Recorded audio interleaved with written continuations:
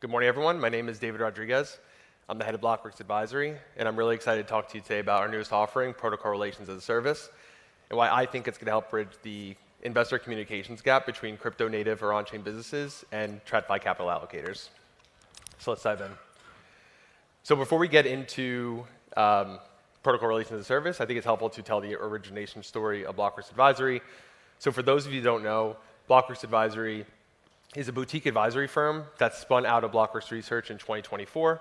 I like to think of us as like the SEAL Team 6 of Blockworks, but I'm also a little biased. Over the past 4 years of building Blockworks Research, we built probably the most trusted and well-known and fastest-growing research shop in the industry, trusted by some of the largest capital allocators in the crypto industry. And in those 4 years of trying to deliver alpha for our subscriber base, we gained a bunch of knowledge, and we probably built the best on-chain data team in the industry. And instead of trying to use that data and information to deliver it towards capital allocators to deliver alpha, we decided to repackage it and use that knowledge and data to actually help protocol clients of ours accelerate their path to success. So in the 12 months that Blockworks Advisory has been around, we've already partnered with over 25 protocol clients, some of the largest names you know in the industry today.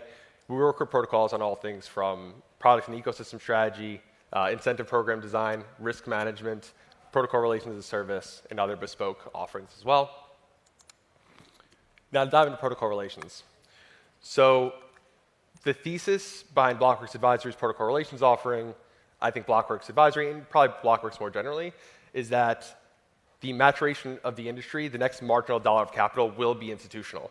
Crypto historically, it's a $4 trillion plus asset class. Historically, over the past 10 to 15 years, it's been largely retail driven, but that's no longer going to be the case. And obviously this thesis, especially being at DAS, should not be contrarian. Institutions are here, the technology is ready, regulatory headwinds are now turning into tailwinds, and we think that this shift in capital demographics is going to be a forcing function to have on-chain businesses or crypto protocols, as a lot of crypto natives like to call them. It's going to be a forcing function for them to up their game in terms of investor comms. Fundamentals matter to this new investment, this new dollar of capital that's coming into the industry. Narrative investing will no longer get you by. Now, what do I mean by narrative investing? Every single month or every 2 months, crypto native capital, if you're like in the trenches on crypto Twitter, they have a new flavor of the month. In the past 10 months, I can't even tell you how many different narratives or how many different metas crypto has come up with. The neobank meta, the perpdex meta, the app chain meta, the stablecoin meta, it goes on and on. I think my favorite by far is this concept, the revenue meta, which is literally just capitalism. The same thing TradFi has been talking about and is used as like the primary forcing function for capital allocation decisions over the past century. This is not a meta, right? Like this is the end game for capital allocation. So when we started to think of this idea of protocol relations, we started surveying some of the closest funds we have really close relationships with, some of the largest capital allocators in the entire industry, and we realized that there's a large dislocation between what their expectation is of investor communications and what protocols are actually doing today. You would think that out of the thousands of protocols that are in the crypto industry, there'd be more than a handful of examples when we speak to these funds about like who does investor comms right, and like that's not the case. Literally the same 3 to 5 protocols kept coming up time and time again. And then when I asked those protocols, like what were they doing so differently to get this high praise from the largest funds in the industry, like they were pretty shocked. They were like, wait, we didn't even know we were doing anything special. We were just talking about fundamentals. We were just talking about like the same 3 to 5 KPIs and beating over these investors over the head with them over and over and over to tell the right story. And this is where the light bulb moment came for us. Crypto is going to be a huge asset class. More on-chain businesses are going to grow in the future. If this is a huge gap in the industry today, like who better to provide an offering to solve this than us? We know investors better than anyone else because of our time building Blockworks Research. We built the best on-chain data team, bar none, in the industry. And we also have the Blockworks distribution because we have the Blockworks media and conference engine behind us. So we ultimately created a comprehensive solution across 5 key services. It starts with a public data dashboard because we think data is an objective truth.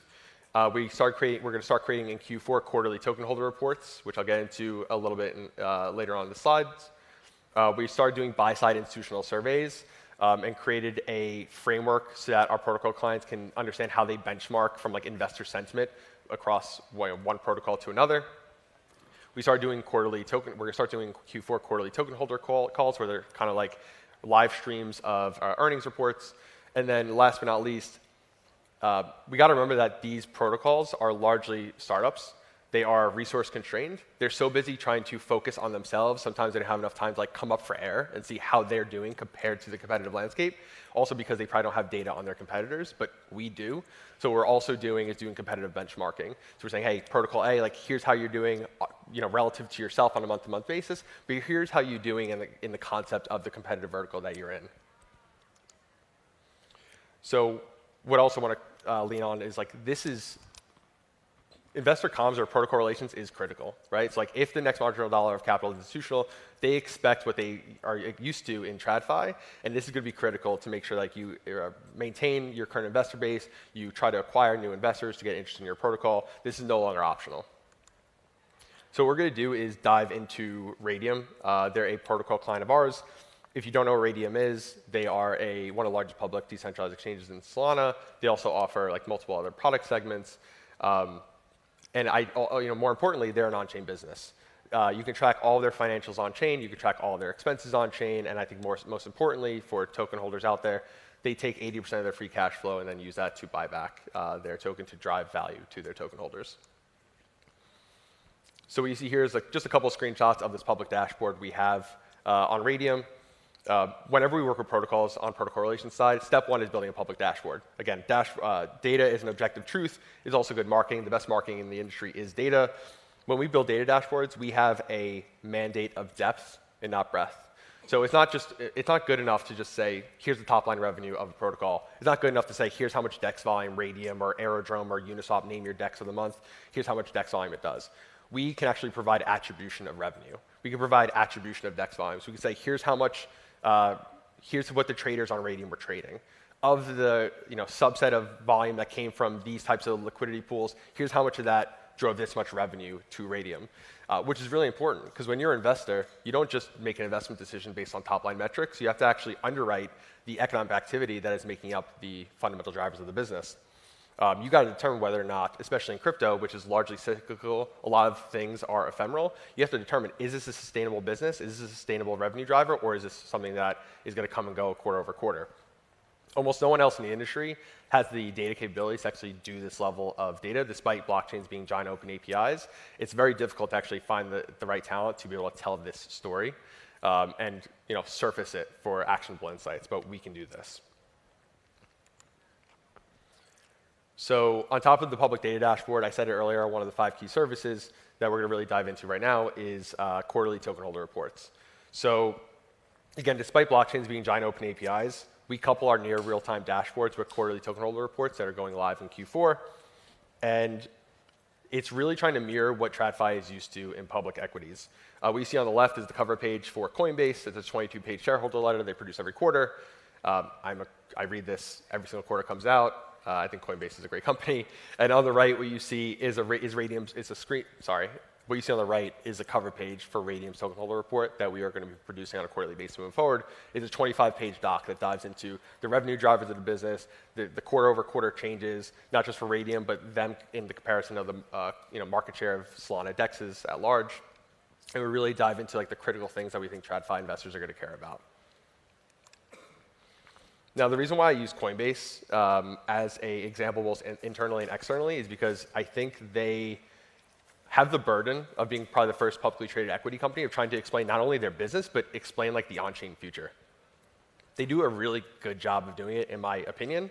What you see on the right is a shareable graphic that they have at the top of every single shareholder letter. Not only just showing the top-line revenue metrics that TradFi investors would care about, they also sometimes show as their business moves more on-chain, they're talking about some of the key metrics that matter. They're trying to do this to signal to investors hey, as we shift more on-chain, these are the key metrics you should care about our on-chain future. And on the right, what you see is a shareable graphic that my Blockworks advisory team is building that's going to be on not just Radium's quarterly token holder report, but other protocol clients as well. Just for like a quick snapshot of Q3 financials for Radium, they generated over $24.3 million total revenue. They had a 69% increase in net revenue. They had almost $52 billion in DEX volumes.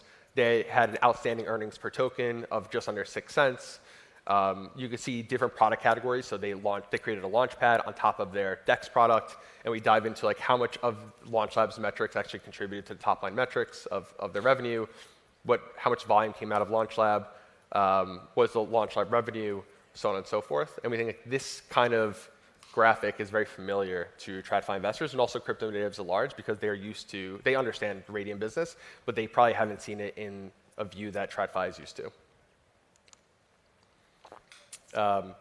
Yeah, just like double click, like familiarity is key. So on the right, you see a quarterly screenshot of the total revenue and the revenue attribution of Coinbase's exchange business.